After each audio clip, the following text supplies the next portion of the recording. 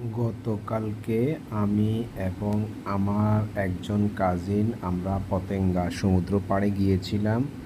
সেখানে সাগরের ঢেউ এবং বাতাস আমাদের মনকে অনেক বেশি চাঙ্গা করেছিল। আমরা সেখানে অনেক মানুষের সহিত আনন্দ মজা করছিলাম। সমুদ্রের পানিতে হাঁটতে অনেক ভালো লাগতেছিল। আমার কাজিন রাব্বি ভিডিও করতেছিল। আমরা সেখানে দীর্ঘ সময় ছিলাম, চা খেলাম, ফুচকা এবং অন্যান্য সাগর পাড়ের কাঁকড়াবাজি, পেঁয়াজু এগুলা অনেক মজা করে খেলাম।